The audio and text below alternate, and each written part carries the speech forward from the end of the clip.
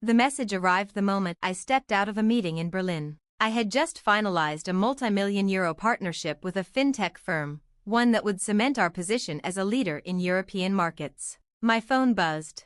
Subject: the house is sold. I froze in the marble lobby of the Friedrichstrasse building. My heart sank. My name is Alina Brooks. I'm 35, and for the past 11 years, I've built a discreet but formidable corporate restructuring firm in Zurich. I've advised governments, rescued collapsing brands, and recovered billions for my clients. None of it mattered in that moment. The house, they sold my house. We received a strong offer, far better than your initial down payment. My mother's email read, "We accepted, everything signed, done." I stood there, rereading it. 5 years of mortgage payments, renovations, insurance, I had covered it all. Yet the deed? It had always been in their name. "Just until you're more settled, sweetheart," they said. I was across the continent, closing the biggest deal of my career, and they had sold my home behind my back.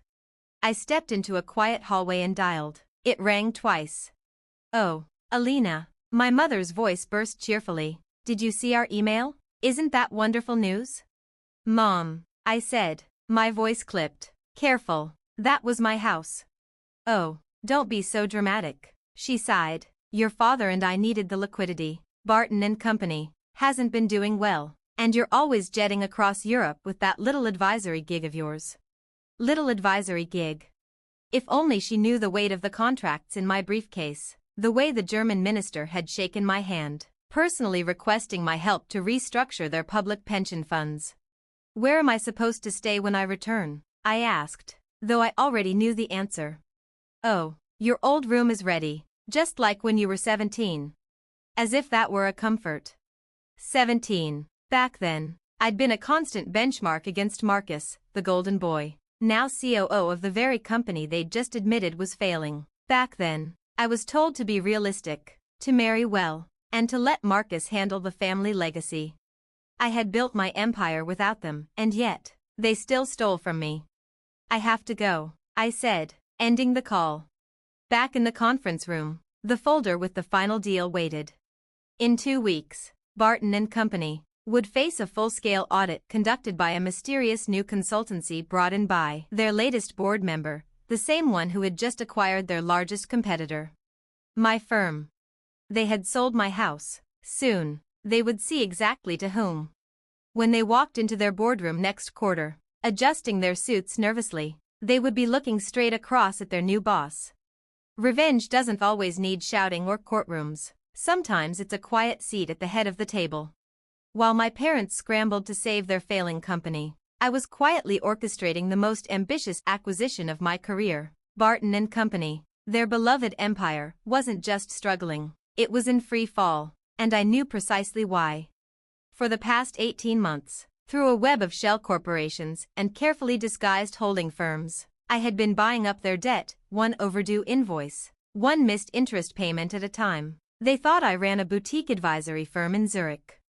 I was Alina Brooks, CEO of Veritas Capital, one of Europe's most aggressive acquisition firms, specializing in distressed assets. We didn't just rescue companies, we absorbed them, restructured them, or dismantled them entirely for profit. Another buzz. A text from Marcus. "Mom told you about the house. Sorry, sis, but business is business."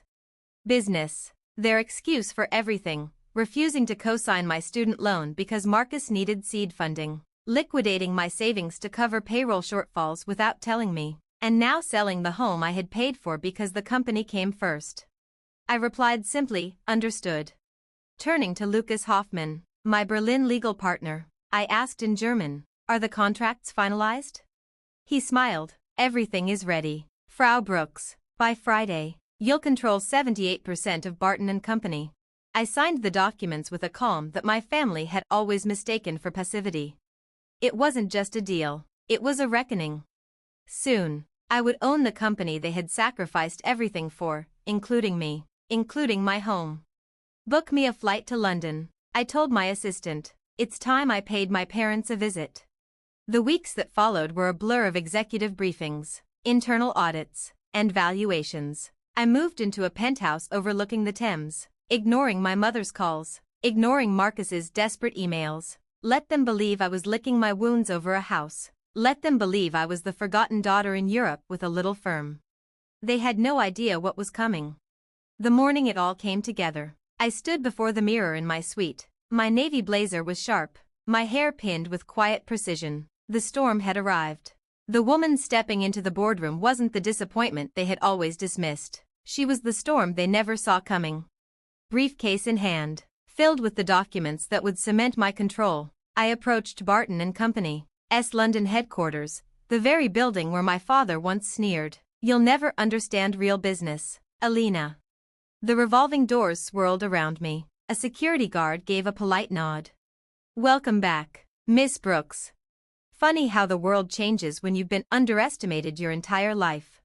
The elevator ride to the top floor stretched like an eternity. Floor by floor, I replayed every slight, every eye roll, every lecture, every betrayal, including the audacity of selling my house behind my back. When the doors opened, I stepped into the familiar hallway lined with portraits of the company's founders. My mother's laugh floated out from the boardroom, forced, anxious, brittle. They were already gathered, my parents, and Marcus, likely discussing the anonymous takeover that had blindsided them. I adjusted my blazer cuffs and walked forward. It was time for Alina Brooks to be seen as she truly was. Just outside the boardroom, my father's voice barked, sharp and incredulous. "This has to be a mistake. An unknown firm can't just buy Barton and Company. We built this company from the ground up."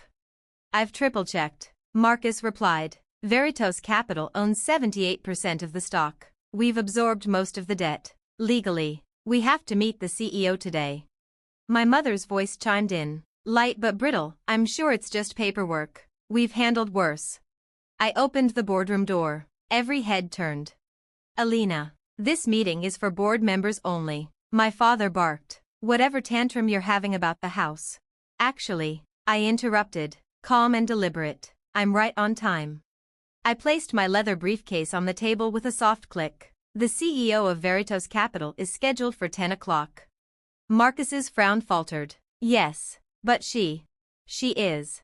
I opened the briefcase, revealing the documentation. "I'm here. I am the CEO of Veritas Capital."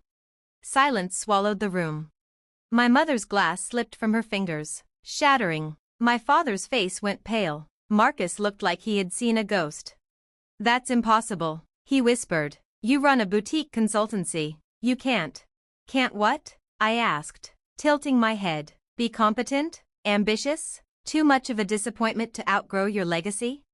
I spread the papers across the table. "Everything is in order. Veritas Capital holds majority ownership, including controlling board seats. As of today, I am your superior." My father's hands trembled as he reached for the documents. "This is a joke." "No," I said evenly. "This is a lesson in what happens when you underestimate the wrong daughter." "Selling my house without asking," I continued, "liquidating my education fund without a word, calling me a failure while I built a multinational acquisition firm under your noses." "We needed that money for the company," my mother said weakly. "To protect your legacy?" I countered. "Take a look around. This isn't your legacy anymore. It's mine. Veritas Capital doesn't just rescue companies, we restructure them. Barton and Company, you've been bleeding it dry for years. You can't do this." My father's voice cracked. "We're your parents." I met his gaze. "Business is business, remember?" The phrase hung in the air, the same one they had used to dismiss me my entire life. "As of today, changes are effective immediately," I announced. "Marcus, you're relieved of your COO role. Dad, you're stepping down as CEO. Mom, your position in communications is no longer required." "You're firing us?" Marcus sputtered. "No," I said. "I'm giving you what you gave me, a chance to earn your place." I opened the personnel folder. Marcus, entry-level in accounts receivable. Dad, regional door-to-door sales. Mom, front desk, your smile might come in handy. Her hands flew to her face, tears. "Or," I added, closing the folder, "you can clear your desks by 5 p.m. Your choice." "You ungrateful," my father began. "Careful," I said softly. "You're speaking to your boss now." I gathered my documents and turned to leave, then paused.